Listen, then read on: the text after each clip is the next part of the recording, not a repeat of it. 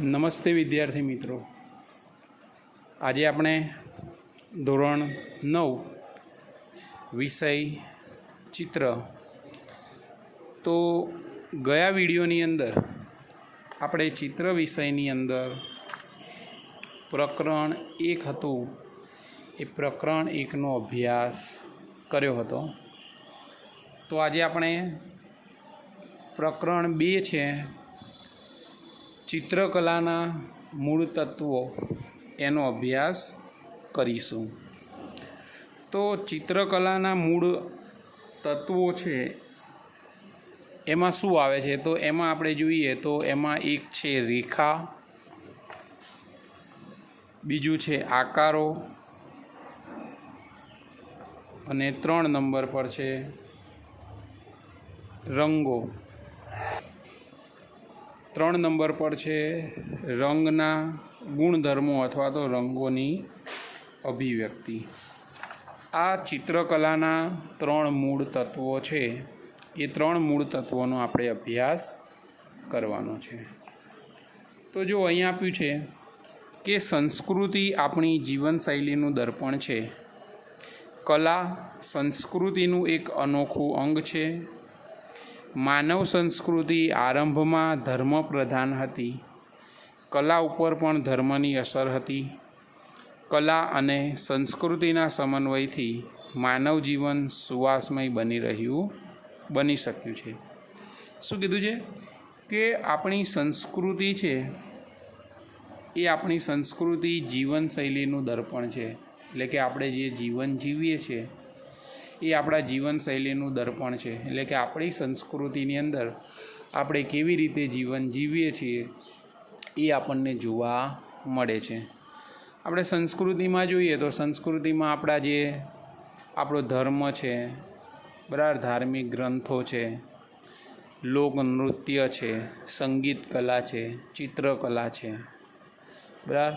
તો આ બધું આપણા જે તહેવારો છે, ઉત્સવો છે, આ બધું આપણી સંસ્કૃતિમાં આવે છે. અને એ આપણે આપણા જનજીવનમાં આપણે તેનો ઉપયોગ કરીએ છીએ. એટલા માટે એવું કીધું છે કે સંસ્કૃતિ છે એ સંસ્કૃતિ આપણી જીવનશૈલીનું દર્પણ છે. અને કલા છે એ કલા સંસ્કૃતિનું એક અનોખું અંગ છે. એટલે કે આપણી જે સંસ્કૃતિ છે એ સંસ્કૃતિનું એક આગવું અંગ છે. માનવ સંસ્કૃતિ આરંભમાં ધર્મ પ્રધાન હતી. એટલે કે પહેલાંના સમયમાં શું હતું કે માનવ સંસ્કૃતિ છે એ ધર્મ પ્રધાન હતી. એટલે કે પહેલાં ધર્મમાં વધારે રસ ધરાવતી હતી. કે માનવ સંસ્કૃતિ છે એ માનવ સંસ્કૃતિની અંદર ભગવાન છે, ધર્મ છે, બરાબર, એ બધામાં વધારે માનતી હતી અને ધર્મ વિરોધનું ક્યારેય કાર્ય કરતી નહોતી. માટે આપણી જે કલા છે એ કલા ઉપર ધર્મની અસર જોવા મળે છે. એટલે કે પહેલાંના સમયમાં જે તમે જુઓ તો ચિત્રકલા છે, સંગીત કલા છે, એવું બધું છે એની અંદર ધર્મની અસર જોવા મળતી હતી.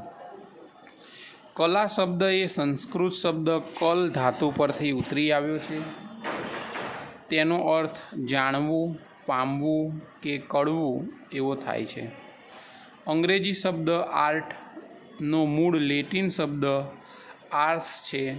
તેનો અર્થ મેળવવું, કેળવાવું કે પામવું એવો થાય છે. હવે અહીંયા કલા છે, કલા શબ્દ એ સંસ્કૃત શબ્દ કલ ધાતુ પરથી ઉતરી આવ્યો છે અને તેનો અર્થ થાય છે પામવું કે કળવું એવો થાય છે. અને અંગ્રેજી શબ્દ છે આર્ટ. હવે આર્ટ શબ્દ છે એ મૂળ લેટિન શબ્દ આર્સ આર્સ પરથી ઉતરી આવ્યો છે. અને આર્ટ્સનો મતલબ થાય છે, એનો અર્થ થાય છે મેળવવું, કેળવાવું કે પામવું એવો અર્થ થાય છે. ચિત્રકલા, શિલ્પ, સંગીત, સ્થાપત્ય અને સાહિત્ય વગેરેની ગણના લલિત કલાઓમાં થાય છે. ચિત્ર અને શિલ્પ રૂપપ્રદ કલાઓ કહેવાય છે. રૂપપ્રદ એટલે જેને દ્રષ્ટિથી પામી શકાય।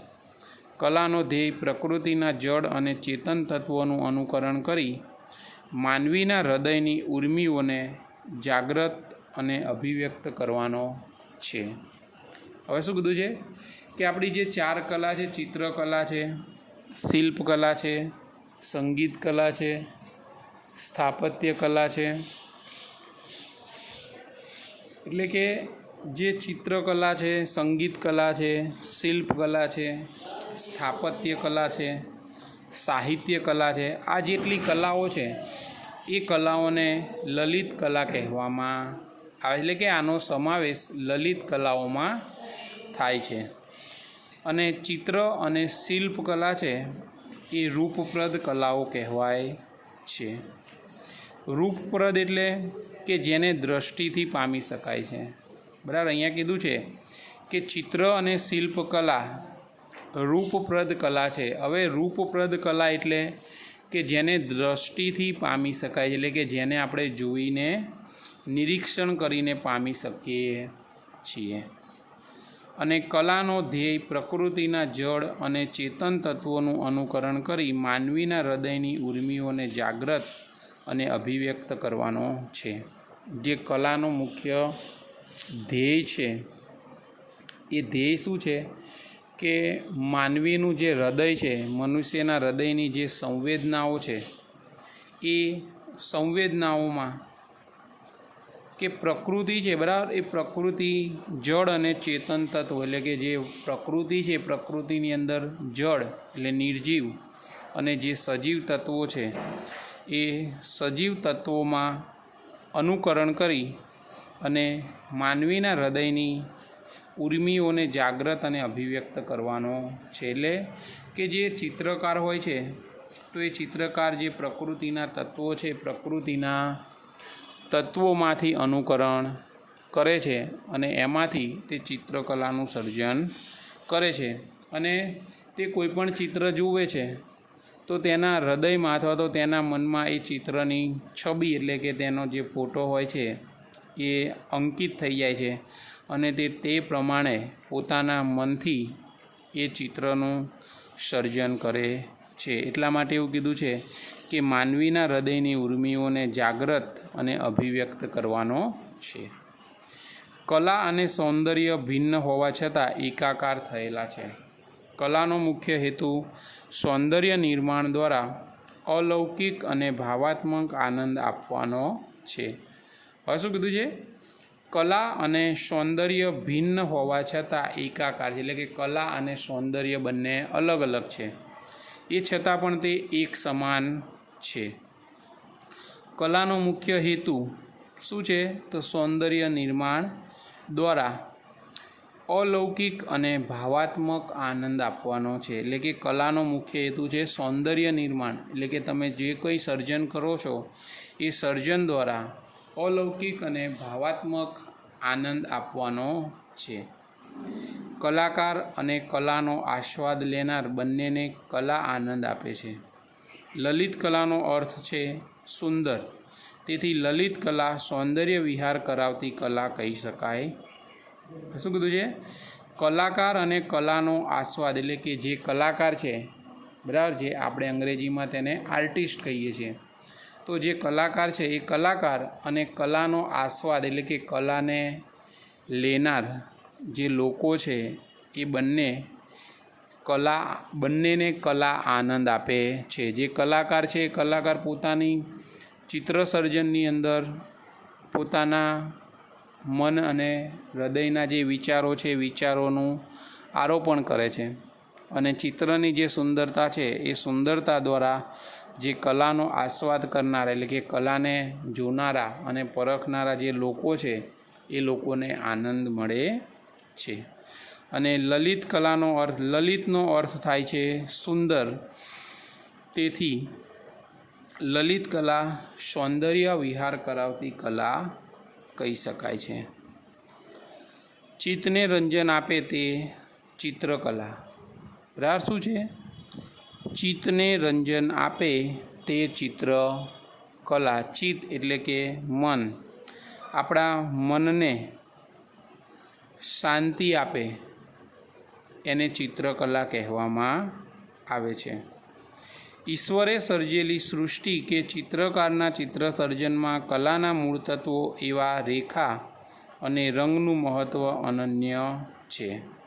બાળક નિજાનંદી હોય છે. કંઈ બોલી ન શકનાર બાળકના હાથમાં રંગીન ચોકના ટુકડા આપવાથી તે જગતને ભૂલી જઈ ક્યારેક ધીરે તો ક્યારેક ત્વરાથી ઊભા આડા ત્રાંસા કે ગોળ લશરકા મારી વિવિધ આકારોનું સર્જન કરે છે. આ આકારો તેના પોતાના છે. તેના સર્જનમાં તે અત્યંત અલૌકિક આનંદ અનુભવે છે. શું કીધું છે અહીંયા? કે જે ચિત્ત એટલે કે જે મન છે એ મનને શાંતિ આપે છે તેને ચિત્રકલા કહેવામાં આવે છે. હવે ઈશ્વરે એટલે કે ભગવાને જે સૃષ્ટિનું સર્જન કર્યું છે એ સૃષ્ટિનું સર્જન કે ચિત્રકાર દ્વારા કોઈ પણ ચિત્ર સર્જન છે એમાં કલાના મૂળ તત્વો બરાબર જે આપણે જોયું રેખા, રંગ અને આકાર, આ ત્રણ કલાના મૂળ તત્વો છે. તો એ ચિત્રકાર દ્વારા જે ચિત્ર સર્જન થાય છે એની અંદર કલાના જે મૂળ તત્વો છે રેખા, આકાર અને રંગ એનું અનન્ય મહત્ત્વ રહેલું છે. પછી કીધું છે કે બાળક નિજાનંદી હોય છે એટલે કે જે નાનું બાળક હોય છે, અહીંયા ઉદાહરણ આપ્યું છે કે નાનું બાળક હોય છે તો એ બાળક બોલી શકતું નથી અને કંઈ કહી શકતું નથી કે મારે આ કાર્ય કરવું છે. પણ જો એ બાળક છે, બાળકના હાથમાં જો તમે રંગીન ચોકના થોડાક ટુકડા આપી દો તો એ બાળક છે એ બાળક બધું જ ભૂલી જશે અને રંગીન ચોક હાથમાં આવશે તો એ હાથમાં આવશે ત્યારે તે આડા ત્રાંસા ગોળ બરાબર તો આવા વિવિધ પ્રકારના લસરકા મારી અને વિવિધ આકારોનું સર્જન કરે છે. એટલે કે તે ગમે તેમ આડા અવળા ત્રાંસા ગોળ બધા જ પ્રકારના લસરકા કરે છે એટલે કે લાઈનો કરે છે અને તેમાંથી ચિત્રનું સર્જન કરે છે. આ આકારો તેના પોતાના છે. તેના સર્જનમાં તે અત્યંત અલૌકિક આનંદ અનુભવે છે. બાળકને કલાનું શિક્ષણ આપવાનો મૂળ હેતુ તેની સર્જન શક્તિ, અવલોકન શક્તિ તથા વિચાર શક્તિ વિકસિત કરવાનો છે. હવે શું છે કે બાળક જે લાઈનો દોરે છે અને જે ચિત્રનું સર્જન કરે છે તો એ બાળકના પોતાના આકારો છે એ આકારો તે બાળકના પોતાના છે એટલે કે જે સર્જન થયું છે એ સર્જન તે બાળકનું પોતાનું છે. અને કીધું છે કે બાળકો છે એ બાળકોને કલાનું શિક્ષણ આપવાનો મૂળ હેતુ શું છે કે કોઈ પણ બાળક હોય તો એ બાળકને કલા એટલે કે ચિત્રકલા, સંગીત કલા, નૃત્ય કલા કે કોઈ પણ લલિત કલા એનો મૂળ હેતુ શું છે, આપવાનો મૂળ હેતુ શું છે કે જે બાળક છે એ બાળકની અંદર સર્જન શક્તિ વિકસે એટલે કે ક્રિએટિવિટી, એ બાળકમાં ક્રિએટિવિટી આવે એટલે કે સર્જન શક્તિ આવે. બીજું છે ઓબ્ઝર્વેશન, તો એ બાળકમાં અવલોકન શક્તિ વિકસે. અને ત્રીજું છે વિચાર શક્તિ, વિઝ્યુલાઇઝેશન બરાબર. તો બાળક છે બાળકને કલાનું શિક્ષણ આપવાનો મૂળ હેતુ એ છે કે જે બાળક છે એ બાળકમાં સર્જન શક્તિ, અવલોકન શક્તિ અને વિચાર શક્તિ વિકાસ થાય. પોતાના મૌલિક વિચારો અભિવ્યક્ત કરી બાળક ચિત્રના માધ્યમથી સર્જનનો આનંદ લે છે. સાથે સાથે માનસિક રીતે ઘડાય છે. આજના યાંત્રિક જીવનમાં બાળ કલાકારને કલાના શિક્ષણથી પરીઓની પાંખ મળે છે. વિચારોથી થતા સર્જનમાં તે સૌંદર્યના પાઠ શીખે છે.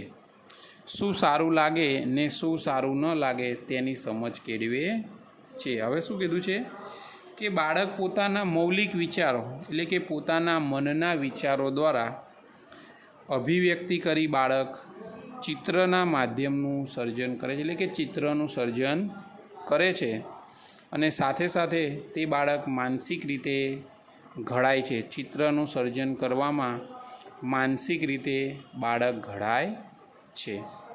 અને આજના યાંત્રિક જીવનમાં એટલે કે આજનું જે જીવન છે એ જીવન કેવું છે? યંત્ર દ્વારા, સાધનો દ્વારા ચાલતું જીવન છે. તો કે આજના યાંત્રિક જીવનમાં બાળ કલાકાર છે એ બાળ કલાકારોને કલાના શિક્ષણથી પરીઓની પાંખ મળે છે. એટલે કે આજે લોકો યાંત્રિક જીવન જીવે છે, એટલે કે યંત્રો દ્વારા દરેક વસ્તુનું સર્જન કરે છે, પણ જે બાળ કલાકારો છે, બરાબર, જે નાના ચિત્રકારો છે એ લોકોને કલાનું શિક્ષણ આપી અને આપણે વધારે ઊંચાઈ સુધી લઈ જઈએ છીએ. હવે વિચારોથી થતા સર્જનમાં તે સૌંદર્યના પાઠ શીખે છે, એટલે કે દરેક બાળક પોતાના મનના વિચારો દ્વારા સૌંદર્યના પાઠ શીખે છે. અને શું સારું છે અને શું ખરાબ છે, એટલે કે શું સારું લાગે છે અને શું સારું નથી લાગતું તેની તે બાળકને સમજ પડે છે. બાળકને રૂપપ્રદ કલાનું શિક્ષણ આપવા માટે તેને કલાના મુખ્ય અંગોથી પરિચિત કરાવવું પડે. ચિત્રકલા રેખા, રંગ, આકાર, પોત, અવકાશ, જથ્થો અને બિંદુઓ જેવા મૂળભૂત તત્વોથી બનેલી છે. ચિત્રાંકન માટે રેખાની તથા ચોક્કસ ભાવ તેમજ રૂપ આપવા રંગની જરૂર છે. હવે શું કીધું છે કે બાળકને રૂપપ્રદ કલાનું શિક્ષણ આપવા માટે તેને કલાના મુખ્ય અંગોથી પરિચિત કરાવવું પડે. એટલે કે કોઈ પણ બાળક હોય તો એ બાળકને આપણે જો કલાનું શિક્ષણ આપવું હોય તો તેના મુખ્ય અંગો છે એ મુખ્ય અંગો અથવા તો મૂળ તત્વો છે એ તત્વોનું આપણે પહેલાં પરિચિત કરાવવો પડે છે. તો ચિત્રકલા છે, ચિત્રકલામાં રેખા, રંગ, આકાર, પોત, અવકાશ, જથ્થો અને બિંદુઓ જેવા મૂળભૂત તત્વોથી બનેલી છે. અને ચિત્રાંકન માટે રેખાની તથા ચોક્કસ ભાવ તેમજ રૂપ આપવા રંગની જરૂર પડે છે. એટલે કે ચિત્રાંકન એટલે કે આપણે કોઈ પણ ચિત્રનું સર્જન કરવું હોય તો એ ચિત્રનું સર્જન કરવા માટે આપણે રેખા અને જે આકાર બને છે એ આકારમાં ચોક્કસ પ્રકારનો ભાવ દર્શાવવો હોય તો એ ભાવ દર્શાવવા માટે આપણે રંગની જરૂર પડે છે. એની માટે આપણે વાત કરીએ કે તમે કોઈ પણ નેચરનું કે એવું ચિત્ર દોરો છો, જેમ કે નેચરમાં તમે શાકભાજી છે, ફ્રૂટ છે, કરેણની ડાળી છે, બારમાસીની ડાળી છે, બરાબર, આ રીતે તમે નેચરનું ડ્રોઈંગ કરો છો. પણ હવે એ તો ડ્રોઈંગ એટલે કે તમે લાઈનો કરી, વમળયુક્ત લાઈન કરી, ગોળ કરી કે લાંબી લાઈન કરી, ત્રાંસી કરી, ઊભી કરી, આડી કરી, ગમે તે રીતે તમે આકાર દોરી દીધો. પણ આ જ વસ્તુ છે એને લોકોને બતાવવા માટે આપણે શું કરવું પડશે? રંગ પૂરવા અનિવાર્ય છે. એટલે કે આ જ વસ્તુ છે, ધારો કે તમે નેચરમાં ટામેટું દોર્યું હોય, બરાબર, પણ એ ટામેટુંમાં તમે કાળો રંગ પૂરો તો શું થાય? કોઈ કહેશે કે આ ટામેટું છે? નથી કહેવાનું. તો જો ટામેટું હોય તો ટામેટાની અંદર આપણે લાલ રંગ પૂરવો પડે અને લાલ રંગ પૂરીએ તો જ સામેવાળી વ્યક્તિ જે છે જોનારી એને ખબર પડે કે આ ટામેટું છે. એટલે કે તમે કોઈ પણ ચિત્રનું સર્જન કરો છો તો એ ચિત્ર સર્જનની અંદર જે ચોક્કસ ભાવ છે એ બતાવવા માટે રંગની જરૂર પડે છે. એ રંગ એ મહત્ત્વનું સાધન છે. તો આપણે ચિત્રકલાના મૂળ તત્વો છે એની વાત કરીએ તો પહેલું તત્વ છે રેખા. તો રેખાનો આજે આપણે અભ્યાસ કરીશું. તો ચિત્રના સર્જનની પ્રક્રિયામાં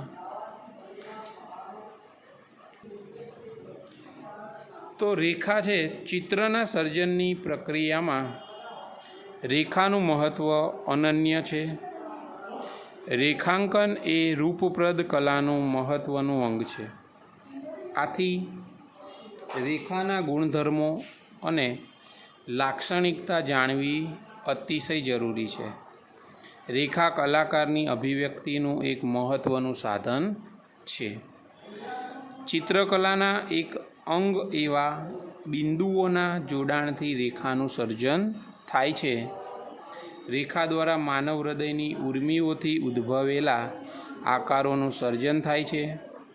આ આકારો દ્વારા ચિત્રનું સર્જન થાય છે. હવે શું કીધું છે કે ચિત્રના સર્જનની પ્રક્રિયા એટલે કે તમારે કોઈ પણ ચિત્રનું સર્જન કરવું છે, કોઈ પણ ચિત્ર તમારે દોરવું છે, તો એ ચિત્ર દોરવાની જે પ્રક્રિયા છે એ પ્રક્રિયામાં રેખાનું મહત્ત્વ છે.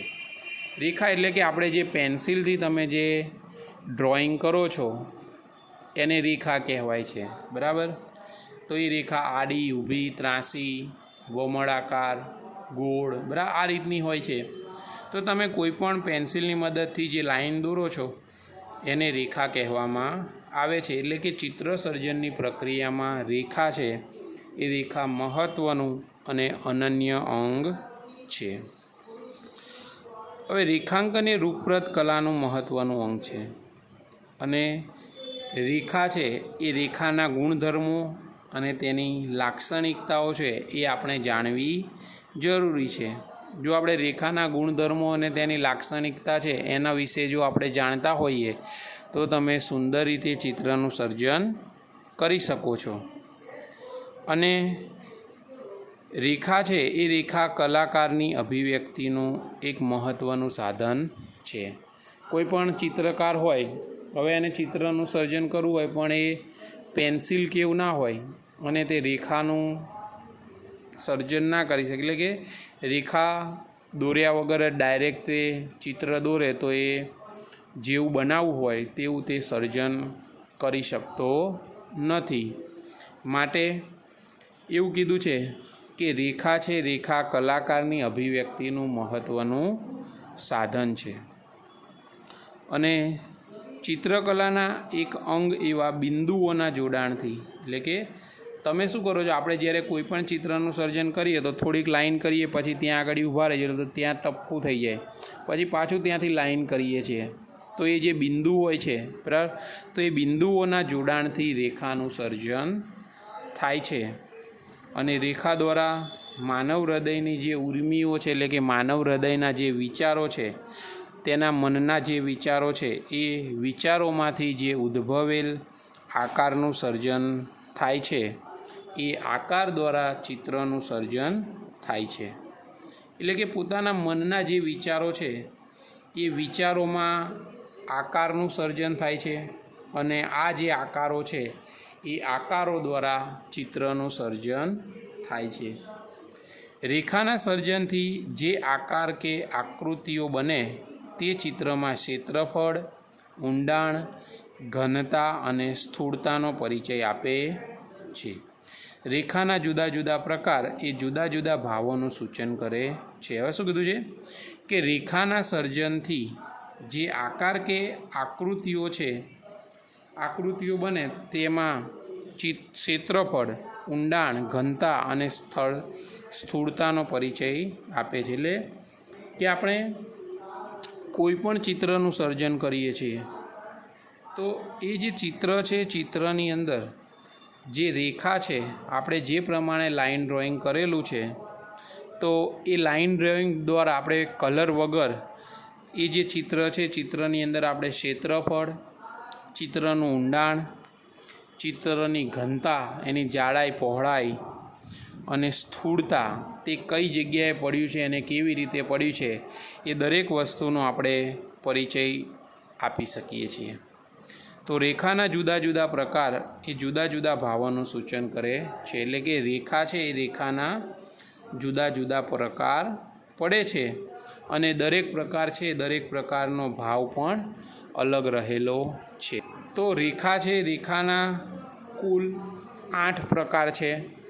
હવે 8 પ્રકારની આપણે વાત કરીએ તો એક છે ઊભી રેખા, 2 છે આડી રેખા, 3 ત્રાંસી રેખા, 4 વમળયુક્ત રેખા, 5 ગુણક રેખા, 6 તૂટક રેખા, 7 પાતળી રેખા અને 8 જાડી રેખા. તો આપણે જે રેખાના 8 પ્રકારો છે એ રેખાના 8 પ્રકારોનો અભ્યાસ આપણે આગળના વિડીયોમાં કરીશું. જો અત્યારે આપણે સ્ટાર્ટ કરીશું તો તે 2-3 પ્રકાર રહેશે અને બીજા બાકી રહેશે. તો જે આવતો વિડીયો છે બરાબર, આવતા શુક્રવારનો જે વિડીયો છે એ વિડીયોમાં આપણે રેખાના જે 8 પ્રકાર છે એ 8 પ્રકારનો અભ્યાસ કરીશું.